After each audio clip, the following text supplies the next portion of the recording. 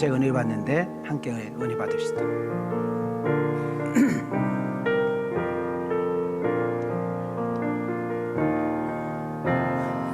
나의 평생에 가장 복된 일은 내가 예수님을 만난 것이라. 나의 평생에 가장 잘한 일은 내가 예수님을 주로 섬긴 것이라. 세상 살 동안 이 세상 살 동안 내가 걷던 길은 때로 험하여서 넘어질 때도 주의 강한 손이 나를 붙드시니 나는 예수님만 주로 섬기며 살리. 나는 주를 섬기는 것에 후회가 없습니다. 내가 걸어온 모든 시간 다 주의 은혜니, 내가 걸어갈 모든 날도 주만 섬기며 살리. 오직 예수 이름 부르며 살아갈. 아멘. 우리 두 손 들고 이것이 나의 간증이요, 이것이 나의 찬송일세. 나 사는 동안 끊임없이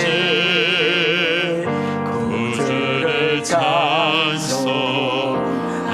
우리 가슴에 손을 대시고 이것이 나의 간증이요, 이것이 나의 간증이요, 이것이 나의 찬송일세. 이것이 나의 찬송일세. 나 사는 동안 끊임없이 구주를 찬송 높입니다. 하리로다. 할렐루야. 오늘 이 거룩하고 복된 주일을 맞이하다 오늘 2부 예배 참석한 여러분들 한 분 한 분을 주님의 이름으로 환영하고 축복합니다. 오늘 또 우리는 하나님을 만나러 왔지요. 하나님께 예배 드리러 오셨습니다. 딴 데 보지 마시고 오직 우리의 마음과 시선이 하나님께 고정하여 예배 드릴 때 우리 성령님께서 우리 가운데 임하신 것을, 또 우리를 만져주시고 또 격려해 주시고 또 위로해 주시고 축복해 주시고 잘했다고 응원해 주시고 하나님께서 주시고자 하는 귀한 은혜를 마음껏 풍성하게 안고 가셔서 세상에 나가서 살다 보면 별일 다 있잖아요. 좋은 일도 있고 속상한 일도 있고 정말 웃을 일도 있고 울을 일도 있고 때로는 너무 행복할 일도 있고 때로는 두려운 일들이 있을 때 그 은혜를 끄집어내서 하나하나 사용할 때 지나가게 하시고 이기게 하시고 견디게 하시고 승리하는 역사 일어날 줄 믿습니다. 아멘인가요? 그래서 하나님의 은혜와 평강, 위로와 격려, 치유와 어루만짐의 역사가 일어나기를 원하시면 우리 가슴으로 아멘 합시다. 우리는 사도행전 1장부터 12장 세 번째 시간까지 왔어요. 자, 벌써 100번이 넘는 그런 시간까지 왔습니다. 강의 설교지만 지루하지 않도록, 강의 설교지만 아주 딱딱하지 않도록 강의와 설교를 병행해서 제가 설교를 하고 있습니다. 은혜와 성령이 충만했던 초대교회, 하나님의 놀라운 역사와 기적을 나타냈던 초대교회, 하나님을 전혀 믿지 않았던, 교회를 다니지 않았던 사람들조차도 존경하고 칭찬했던 초대교회. 예수 믿는다는 이유 하나 때문에 박해를 당하고 핍박을 받습니다. 교회 다닌다는 이유 때문에 집에서 쫓겨나고 부모님 재산으로부터 박탈당하고 공무원은 공직자 생활에서 쫓겨나고 동네에서 모임 등에서 왕따를 당하고 예수를 믿으면 유익될 것이 하나도 없어요. 교회를 다니면 그들에게 도움될 것은 하나도 없어요. 그렇게 핍박을 하고 장애가 있고 걸림돌이 있고 수많은 사람들이 비웃고 조소거려도 놀라운 거 하나는 기독교의 수가 급속도로 늘어나고 있다는 거예요. 누가 겁낼 만큼? 유대 종교가 겁낼 만큼. 누가 겁낼 만큼? 로마의 정부가 겁낼 만큼. 그래서 이 초대교회 핍박과 초대교회 고난은 여러분 유대의 교인 플러스 로마의 정치가 연합하여 기독교를 탄압을 하는 겁니다. 기독교를 죽이려고, 기독교를 없애버리려고 온갖 방법을 다 해 봅니다. 여러분도 잘 알다시피 스데반이라는 집사는 돌에 맞아 죽게 되고 야고보라는 사도는 목베임을 당해서 죽게 되고 여러분 베드로라는 사도는 지금 감옥에 갇혀 있어서 무교절이 지나고 나면 끄집어내서 군중들 앞에서 죽여버리려고 지금 헤롯 왕은 작정을 하고 있는 것입니다. 여러분 똑같은 12명의 사도였지만 하나님은 특별히 베드로 사도를 통하여 어떤 큰 일들을 많이 하고 있기 때문에 베드로 사도를 통해서 은혜 받으신 분들이 많았겠죠.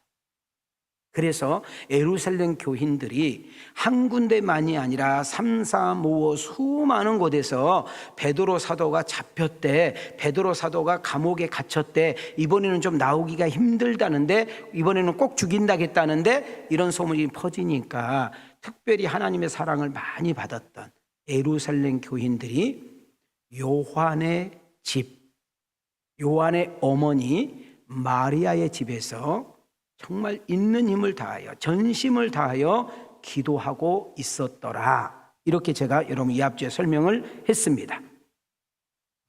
자, 우린 여기서 하나 깊이 좀 생각해 볼 필요가 있어요. 우리가 기도하면 들으신 분이 계신다는 거예요. 우리가 기도하면 그 들으신 분이 일하신다는 거예요.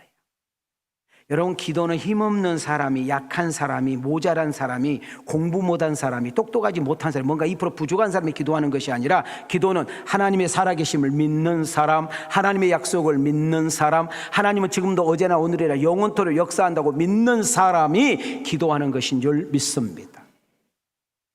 그래서 위기에 놓여 있는 사람, 고난에 처한 사람, 질병과 싸우고 있는 사람, 남에게 부끄러워서 창피해서 드러내지 못하는 꽁꽁 숨기고 있는 그 일들, 정말 이것만큼은 도저히 안 돼, 이거는 내 힘으로 내 능력으로 할 수 없다고 버거워서 허우적거리고 있는 그 사람들이 기도할 때 하나님은 건져주시고 비상구가 되어주시고 탈출구가 되어주시고 사람을 붙여주시고 환경을 조성주시고 길이 있으면 길을 내시고 없는 힘을 주시고 없는 지혜를 주시고 없는 힘을 더하셔서 그것을 통과함으로 당신의 이름을 찬양케 하는 역사 일어나고 있는 줄 믿습니다.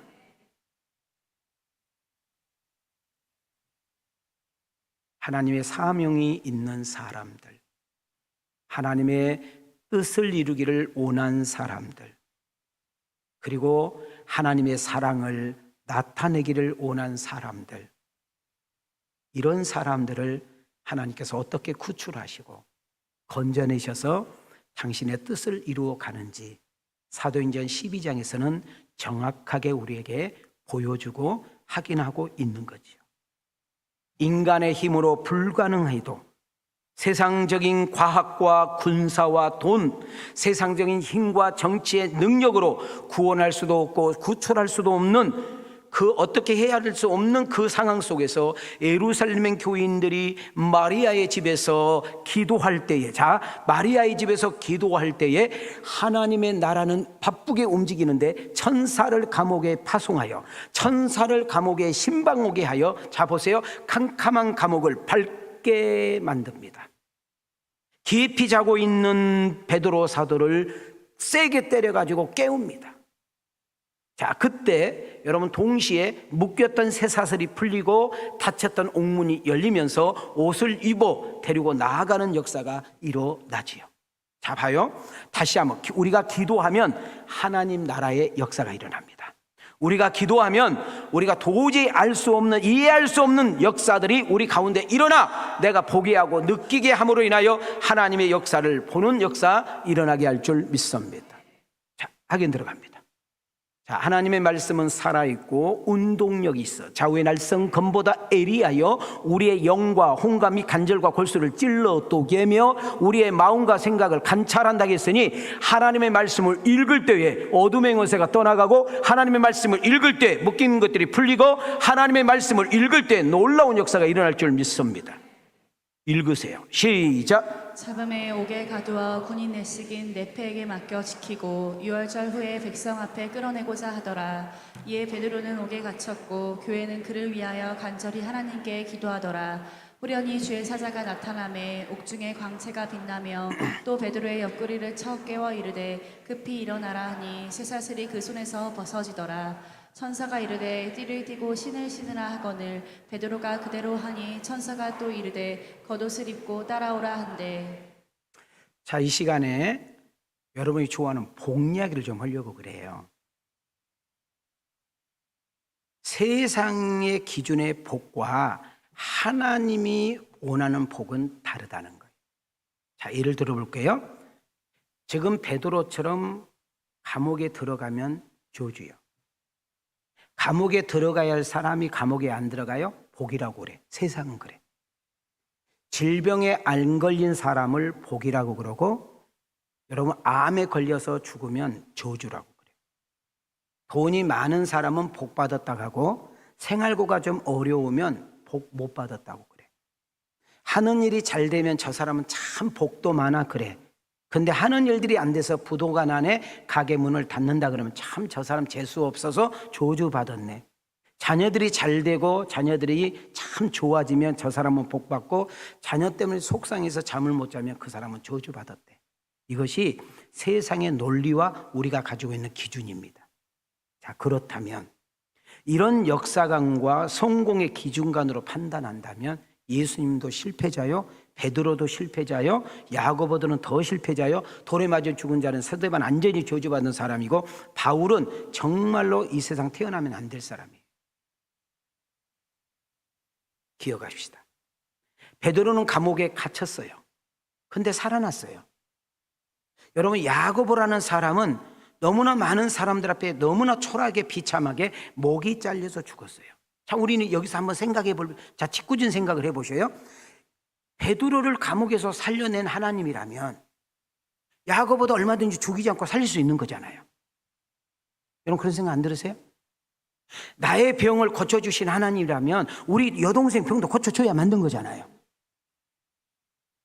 너무 썰렁해. 반응을 보이라고, 반응을. 이해가 되셨어요? 근데 왜 베드로는 살려주고 왜 야고보는 죽여야 했냐 그 말이에요.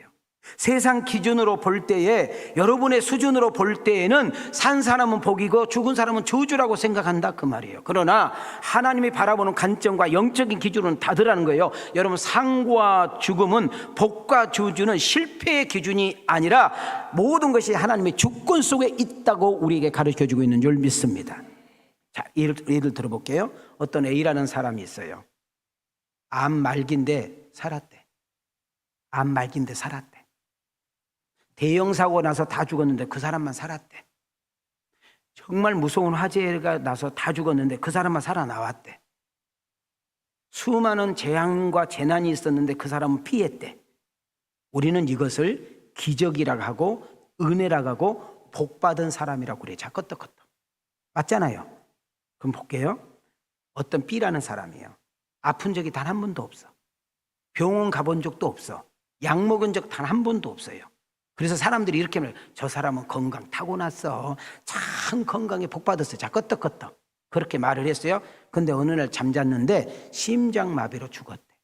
자, 이런 말 들어보셨죠? 일하는 현장에 갔는데 심정지가 와서 손을 대지 못했대. 들어보셨죠? 미안해요. 연속국에서 보셨죠? 반응이 없어. 차 몰고 갔는데 여러분 나는 잘 몰고 가요. 근데 반대쪽에서 차선이 넘어오거나 음주운전으로 사고 났는데 죽었대. 그럴 수 있죠? 아니 여러분이 그러라는 말이 아니고 전혀 예상하지 못했는데 사건 사고를 통하여 종종 죽는 경우를 우리 주변을 통해서 봅니다. 이것이 단순히 저주냐? 정말 인생에 허망한 것이냐? 그렇지 않다는 거예요. 우리 생각대로 되면 복이고 우리 생각대로 아니면 복이 아닌 것이 아니라 내 계획대로 풀리면 복이고 내 계획대로 어긋나면 복이 아니라는 것이 아니라 여러분 생사화복의 주권자는 하나님이 있다. 이것을 믿는 것으로부터 우리의 신앙은 시작된 줄 믿습니다.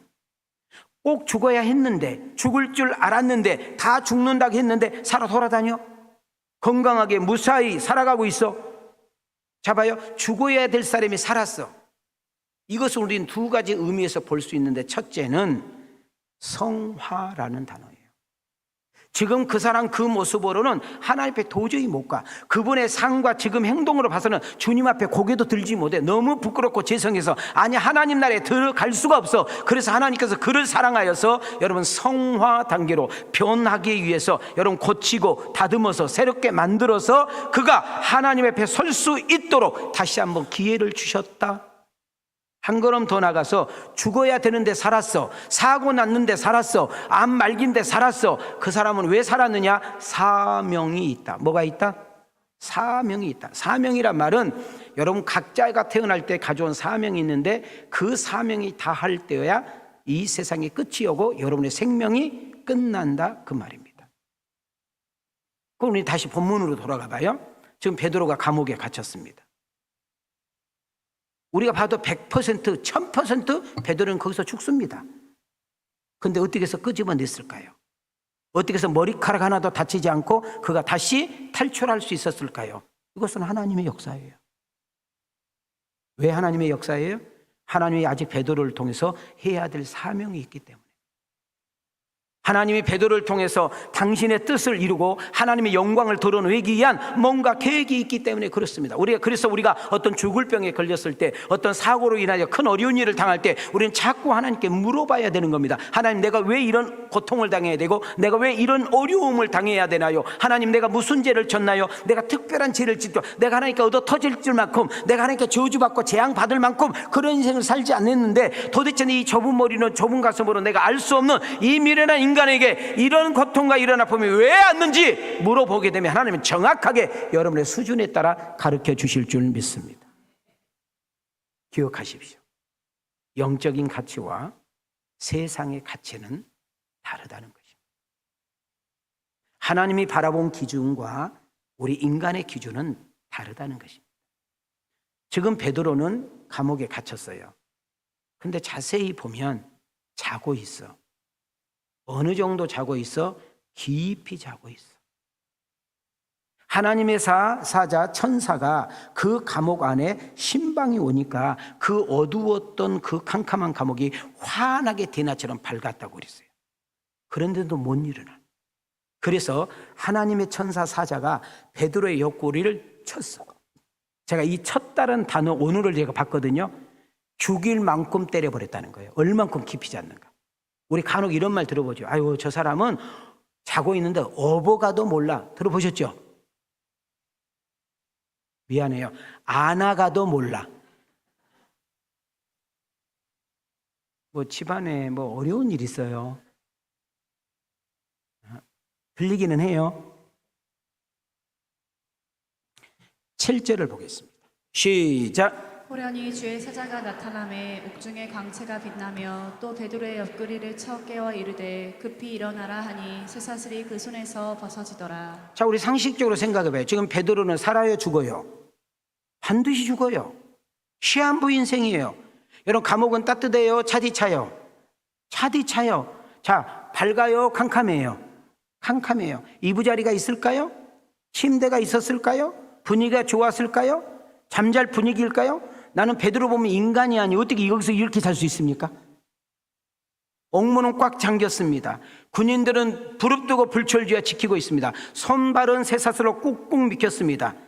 근데 베드로가 자는 모습 보면 두려워하는 것이 아니라 평안히 잡니다. 그냥 설잠이 아니라 깊은 잠입니다. 이거 정상적으로 할 수 있는 일입니까? 여기서 생각해 보셔야 됩니다. 우리는 이제는 은혜를 받으려면 우리가 이 베드로가 있는 감옥으로 우리는 가서 그 현장을 봐야 돼요. 여러분, 담임 목사가 실력은 없지만 최대한 여러분을 삶의 현장으로, 이 현장으로 함께 끌고 가서 거기서 우리가 함께 노는 거예요.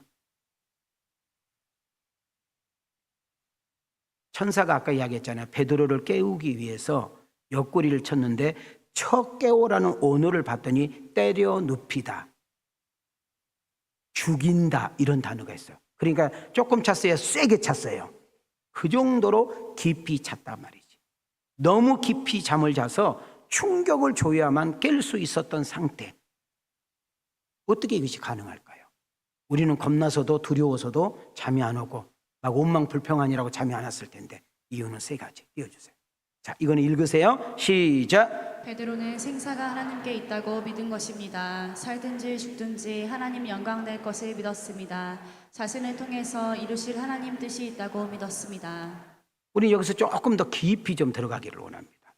자, 한번 따라합시다. 우리가 기도하면 하나님께서 들으시고 일하십니다. 자, 옆 사람하고 인사합시다. 우리가 기도하면 하나님께서 들으시고 일하십니다. 자, 띄워주세요. 읽습니다. 시작. 이에 베드로는 옥에 갇혔고 교회는 그를 위하여 간절히 하나님께 기도하더라. 깨닫고 마가라 하는 요한의 어머니 마리아의 집에 가니 여러 사람이 거기에 모여 기도하고 있더라. 자, 마리아의 집에서 많은 사람들이 베드로를 위해서 기도했더라. 자, 그 다음에 중요합니다. 기도를 들으셨던 하나님이 곧바로 천사를 파송. 왜? 급하니까. 지금 구출하지 않으면 베드로는 죽기 때문에 여러분, 그 베드로를 급히 구출해서 007 작전으로 와가지고 여러분 베드로를 구출하는 역사가 나오는데, 자, 7절부터 갑니다. 시작. 호련히 주의 사자가 나타나매 옥중에 강체가 빛나며 또 베드로의 옆구리를 쳐 깨워 이르되 급히 일어나라 하니 쇠사슬이 그 손에서 벗어지더라. 천사가 이르되 띠를 띠고 신을 신으라 하거늘 베드로가 그대로 하니 천사가 또 이르되 겉옷을 입고 따라오라 한대. 여러분, 지금 마리아의 집에서 베드로 사도가 감옥에 갇혔는데, 잘 봐요. 감옥에 갇혔는데 지금 소문을 들어보니까 이번에는 헤롯 왕이 특별히 관리하는 깊은, 어떤 궁에 있는 어떤 깊은 감옥이 있어.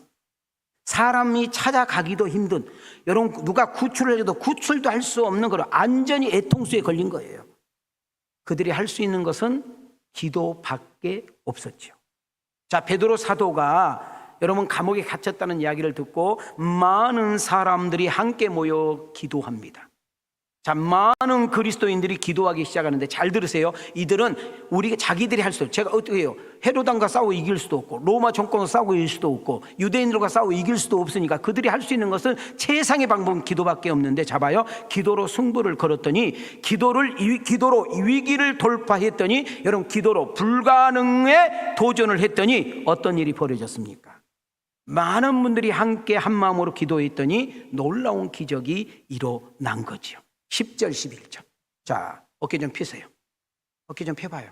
그냥 왔다 가면 안 되잖아요. 시작. 이에 첫째와 둘째 파수를 지나 시내로 통한 세문에 이르니 문이 저절로 열리는지라. 나와서 한 거리를 지나매 천사가 곧 떠나더라. 이에 베드로가 정신이 들어 이르되 내가 이제야 참으로 주께서 그의 천사를 보내어 나를 헤롯의 손과 유대 백성의 모든 기대에서 벗어나게 하신 줄 알겠노라 하여. 저는 여러분 이 말씀이 들려지기를 원해요. 여러분 이 말씀이 여러분의 가슴을 치기를 원해요. 그리고 여러분 이 말씀이 여러분 일주일 내내 여러분 귀에 왱왱거리기를 원합니다. 여러분 기도는 해도 되고 안 해도 되는 것이 아니라, 여러분 기도는 글자도 모르는 할머니가 기도하고요, 아직 유치원도 들어가지 않는 아이가 기도하고요, 여러분 힘이 센 성인이 기도하고요, 여러분 노숙한 젊은이가 어떤 중년이 기도해도 하나님은 신분도 안 따지고요, 그분의 어떤 성별도 안 따지고요, 그분의 수준도 안 따지고요, 그분의 공로도 안 따져요. 하나님은 참 고마운 것은요, 우리가 믿음을 가지고 당신을 찾기만 하면 그분은 반응을 하신다는 거예요. 핸드폰을 2-3시간을 손에 띄지 못해요. 심지어 잠잘 때까지 누워서 핸드폰을 봐요. 남하고 이야기하면 2시간, 3시간 채팅하고 카톡을 보내는데 기도 5분만 하면 할 말이 없어. 그것이 목사, 집사, 장로, 권사의 수준이에요. 기도하면 하늘이 열리는데, 기도하면 땅이 풀리는데, 기도하면 어둠의 권세가 떠나가는데, 기도하면 옥문이 열리는데, 기도하면 여러분 쇠사슬이 풀리는데, 기도하면 문제가 해결되는데, 기도하면 기적이 일어나는데, 기도하면 놀라운 역사가 일어나는데, 기도할 힘이 없어. 기도 5분만 10분만 하면 그냥 죽으려고 그래. 그냥 왜? 영적으로 사로잡혔기 때문에. 어제나 오늘이나 영원토록 동일하신 하나님. 여러분, 머리는 똑똑해요. 이성적인 감각도 있어요. 말하는 거 보면 머리도 영특해요. 몸도 민첩해요. 말하는 거 보면 막 되게 똑똑해. 말도 되게 잘해. 믿음 있는 것 같아. 근데 막상 그 속에 쏙 들어가면 아무것도 없는 빈강전이요. 이런 사람들은 환난이 오거나 어려운 일이 오거나 집안에 어떤 위기를 만나거나 자기 인생에 큰 병이 오잖아요. 싹 쓰러지고요. 하나님 안 믿어버려요. 근데 우리가 생각할 때는 믿음이 별로 좋다고 느껴지지 않았고 막 그렇게 막 뜨거운 것 같지도 않고 막 나대지도 않았기 때문에 저 사람 좀 믿음이 있나? 이렇게 생각했는데 어떤 환난이 왔을 때, 어떤 고난이 왔을 때, 어떤 문제가 딱 터졌을 때 단단하게 씁니다. 흔들림이 없습니다. 그리고 하나님께 딱 서가지고 승부 거는 것을 볼 수가 있습니다. 언제까지 교회만 왔다 갔다 하겠습니까? 언제까지 좋은 교회 찾는다고 타령하겠습니까? 아무리 좋은 교회도 여러분이 가면 그 교회는 안 좋은 교회가 될 수 있어요. 내가 좋은 교회가 될 때 내가 서 있는 곳이 좋은 교회가 되는 것이고 건강한 교회가 되는 거예요. 남 이야기 그만하고 남 비판 그만하고 남 이야기 어쩌고 그만하고 여러분의 입술을 때로는 조금 절제하고 좀 통화하는 거, 카톡하는 거 좀 절제하고 하나님 앞에 좀 묵상하고 하나님을 좀 생각하고 하나님께 이렇게 기도할 수 있는 은혜가 있기를 축복합니다. 버스를 타고 이동할 때, 지하철을 타고 이동할 때 핸드폰 보지 말고 눈 좀 이렇게 감고 기는 역전 소리를 들어가면서 못다한 기도하면서 하나님께 묻고 기도하면서 그런 역사가 일어나야 되지 않겠어요? 제가 30년 넘도록 우리 왕성교회를 섬기면서 왜 나라고 불안하지 않고 왜 나라고 두려움이 없었겠어요? 저에게 솔직히 다시 32년 전으로 가라면 나는 절대 안 갑니다. 솔직히 어떻게 왔는지도 진짜 솔직히 끔찍해요. 수많은 장애와 걸림돌, 사람의 문제, 물질의 문제, 법정의 문제 여러 가지 있었지만은 때로는 당장 단돈 5만 원, 10만 원이 없어서 참 비참하고 초라할 때도 많았죠. 근데 저는 지금 저랑 함께 30년 넘게 신앙생활한 거지 여러 명 있으니까 증인들이에요. 나는 아무리 친하고 가까워도 단돈 5만 원, 10만 원 달라고 본 적이 단 한 번도 없습니다. 내 자존심이 용납이 안 돼요. 저는 목사인데도 주기 좋아하고 베풀기 좋아하지 아직까지 나한테 밥 하나도 먹고 나한테 용돈을 못 받았다. 그분 인생을 되돌아봐야 돼. 진짜요.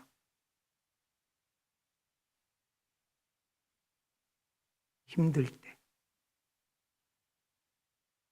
지칠 때, 두려울 때, 무서울 때, 낙심될 때, 속상할 때, 피로할 때 저분에게 OS 치는 거예요. 진짜 기도를 많이 하고요. 기도응답을 많이 받아본 사람들은요. 그냥 막 안 해요. 그냥 기도해요. 하나님 어떻게 해요? 하나님 어떻게 했으면 좋겠어요? 남들이 보면 미친 사람이에요. 난 특히 물질이 필요할 때 강대상에서 거의 기도 안 합니다. 우리 주님 보셔. 내가 개인적인 돈이 필요할 때는 그냥 계단 올라갈 때 이렇게 운동할 때 하나님 나 이만큼 좀 필요한데 좀 주실래요? 이래. 주시옵소서 이렇게 안 해. 그러면 하나님이 누군가를 통해서 역사하셔. 나는 그것을 잘 쓰면 되는 거예요. 반듯하게 주께서 기뻐하신 쪽으로 쓰시면 되는 거예요. 우리 텔레비에 보니까 어떤 광고 회사에서 남자의 가난, 남자에 관한 선전이 나왔어요. 그러면서 설명할 길이 없네. 너무 좋은데 그냥 먹어봐. 모르세요? 나도 설명할 길이 없네. 기도가 너무 좋은데, 기도하면 역사가 일어나는데, 기도하면 기적이 일어나는데, 나 성가대 아멘 안 하는 줄 알았어. 오후 예배도 안 나오는데 아멘 하겠냐? 뭐 특별히 바쁜 것도 없어. 뭐 특별한 일도 없어. 근데 오후 예배 안 나와. 여러분, 왜 인생 그렇게 살아? 왜 신앙생활 그렇게 해요?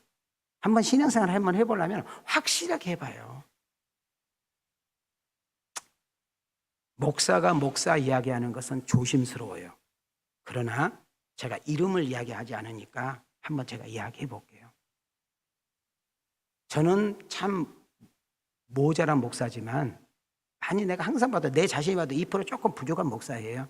그런데 하나님께서 나에게 참 많은 사람들을 만나게 하셨어요.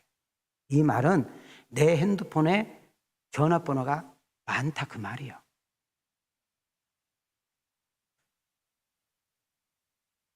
근데 저에게 도움을 많이 요청을 해요. 목사님 뭐 어쩌게 저쩌고, 목사님 얼마만 어쩌고. 근데 이야기를 가만히 들어보면 나는 완전히 빚쟁이야. 돈을 달라가는데 아예 나한테 내가 안 주면 죄인이 되는 거예요. 잘 들으세요. 늘 이렇게 받기를 좋아하고 조금만 힘들게 이렇게 어떨 때 막 때리는 철판을 깔고 이렇게 늘 도움을 요청하신 분들 보면 10년, 20년, 30년 지나도 항상 그 자리. 이걸 잘 생각하셔야 돼요.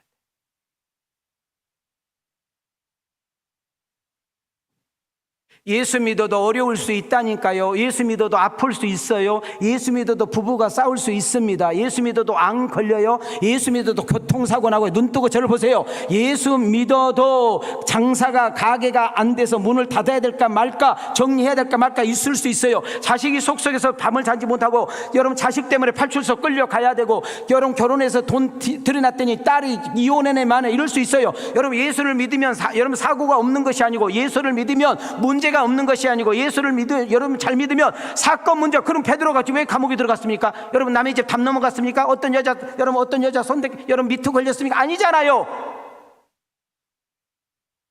여러분이 원하지 않아도 때로는 암이 걸리고, 여러분이 싫어해도 자녀 문제, 부부 문제, 자식 문제, 건강 문제, 물질 문제, 환경 등등이 왔을 때에는 우리는 하나님께 물어보라 그 말이에요. 하나님 이것이 왜 왔을까요? 하나님 이 일이 왜 생겼어요? 하나님 우리 부부가 이거 문제가 뭐예요? 왜 이렇게 내가 돈 때문에 연속 이런 일을 당해야 되지요? 왜 내가 이런 일이 생기죠? 물어보시라고. 그러면 하나님은 여러분의 믿음과 여러분의 수준의 양에 따라서 깨닫게 하시고 역사할 줄 믿는 거예요. 일주일 내 성경 한 번도 보지 않아. 찬양 한 번 듣지도 않아. 기도 한 번도 안 해. 그런데 뭘 어떻게 합니까?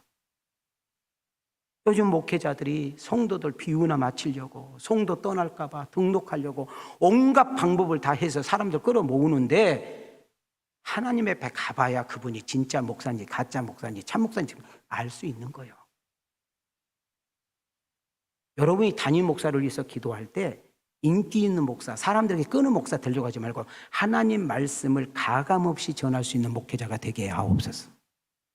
좋은 이야기, 안 좋은 이야기 구별하지 않고 성령이 감동되는 대로 말씀을 전할 수 있는 은혜가 있게 하옵소서. 기도하셔야 돼요. 말은 잘하는데 5분을 기도하지 못해요. 학교 많이 나왔다고 내가 지식은 자랑하는데 하나님 앞에 10분을 엎드려 기도하지 못해요.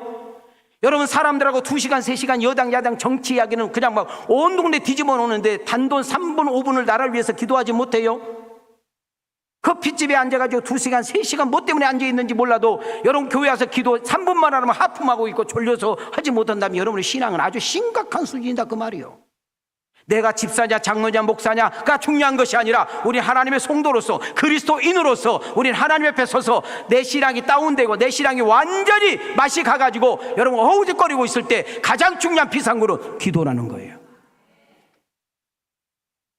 억지로라도 앉아보시고 피곤해서 기도 못해, 바빠서 기도 못해, 힘들어서 기도 못해, 아파서 기도. 그럴수록 기도하는 자리에 사수하시고, 교회까지 올 힘이 없어요? 여러분 집에 TV 끄고 다 끄고 여러분 소파에 앉아서 음악 틀어놓고 기도해봐요. 거기가 기도의 현장이고 거기가 옥문의 역사가 일어날 줄 믿습니다.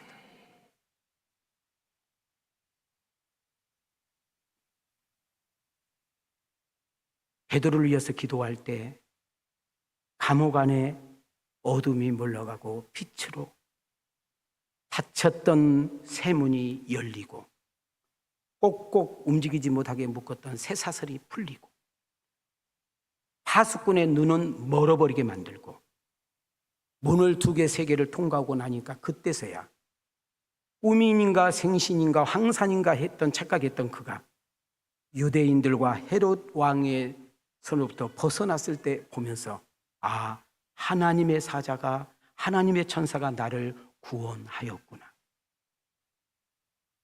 우리는 남의 간증에 은혜 받아야 됩니다. 남의 간증에 정말 도전 받아야 됩니다. 우리가 남의 간증에 우리는 함께 반응하면서 그렇구나, 하나님의 은혜를 반응하는데 오늘 2부 예배에 나온 여러분들에게 축복합니다. 1부도 마찬가지죠. 3부도 마찬가지입니다. 나는 여러분의 간증거리가 사람들에게 감동을 주고 사람에게 도전을 줘서 하나님이 없다는 사람에게 하나님을 있게 만들고 기도하는 사람이 안 하는 사람이 기도하게 만들며 예배 한번 드리는데도 누군가를 위해서 나오는 것 같은 신앙이 아니라 하나님과 나의 관계 속에 예배가 회복되어지는 놀라운 역사가 일어나기를 주님의 이름으로 축복하는 거예요.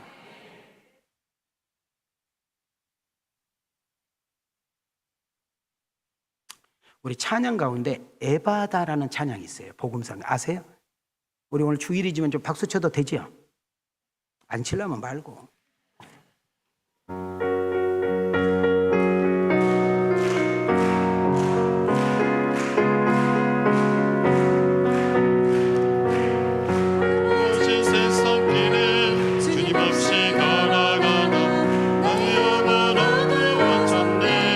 어느 것이 길인지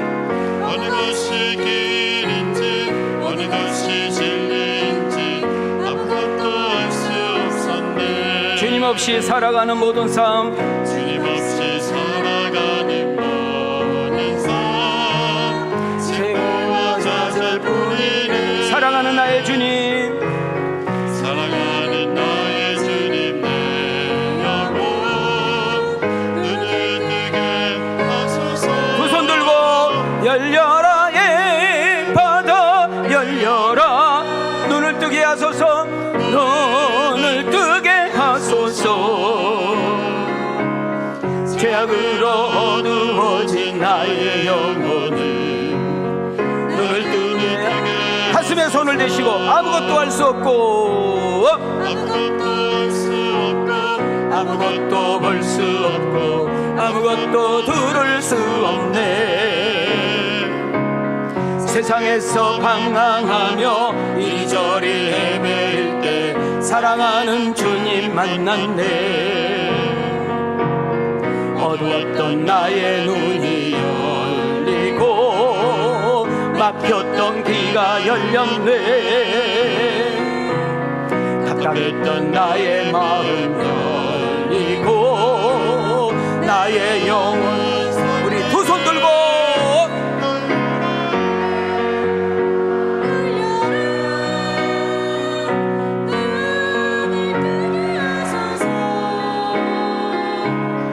죄악으로 어두워진 나의 영혼을 날 눈을 뜨게 하소서. 베드로 사도가 은혜를 입고 베드로 사도가 기적을 체험한 다음에 그가 가장 먼저 갔던 곳이 어디냐? 자기를 위해서 집중 기도하고 자기를 위해서 철야 기도하고 자기를 위해서 식음을 전폐하고 기도했던 곳으로 그의 발걸음이 가게 되는 것을 보게 됩니다. 12절입니다. 시작. 깨닫고 마가라 하는 요한의 어머니 마리아의 집에 가니 여러 사람이 거기에 모여 기도하고 있더라. 여러분, 여기서 마리아의 집에서 기도했더라. 자, 우리 여기서 중요한 거 하나 우리 캐치하고 넘어갑시다. 이 마리아의 집이 어떤 곳이냐 그 말이에요. 예수님께서 감람산에서 승천하실 때에 그 광경을 500명의 사람들이 봤어요. 너희들이 내가 떠난다고 두려워하지 말고 낙심하지 말아라. 예루살렘을 떠나지 말고 한 곳에서 모여서 내가 보내겠다는 성령을 기다리라. 그 성령을 기다리면서 기도했던 장소가 이 마리아의 집. 그러니까 성령이 가장 먼저 임재하신 곳이 마리아의 집. 그곳에 교회가 시작이 되었어요. 최초의 교회가 시작이 되었고 결국 예수님께서 마지막에 성만찬을 벌였던 장소가 여기고, 지금 베드로가 위기에 놓였다가 했을 때 그들의 구원을 위해서 기도했던 장소가 여기다 그 말이에요. 자, 제가 이 장소를 중요시 여기자면 우리는 예배당도 중요하지만은 때로는 우리가 차 안에서, 때로는 지하철에서, 때로는 버스 안에서, 때로는 운동하다가, 때로는 여러분 가게에서, 직장에서, 어떤 모임, 학교 등등에서 우리가 있는 그 어떤 위기를 만날 때, 어려움을 만날 때, 급한 일을 만날 때 우리는 거기가 기도의 장소, 거기가 교회가 되어 기도하기 시작하면 하나님께서 놀라운 역사가 일어난다 그 말입니다. 베드로 사도가 은혜로, 하나님의 기적으로 천사들의 그 기도를 통하여 천사들을 파송해서 도움을 받아서 구원함을 받고 구출함을 받고 가장 먼저 간 곳이 마리아의 집이다 그랬어요. 자, 가서 막 문을 두들기니까 한 소녀가 와서 누구세요? 누구신가요? 이렇게 물었어. 그랬더니 나 베드로다 그랬어. 그러면 가서 누구세요? 라고 했던 사람 이름이 로데라는 소녀, 그러니까 어린아이, 여자아이라는 말이죠. 너무 기뻐서, 너무 좋아서 문을 열어줘야 되잖아. 문 열어준 것도 잊어버리고 지금 기도하고 있는 그 어른들에게 가서 응답 왔어요! 우리도 이렇게 봐요. 로데처럼 시작! 하지마. 다시 한번. 응답 왔어요! 하나님이 응답했어요! 베드로가 왔어요! 여기는 밥을 안 먹었나 봐.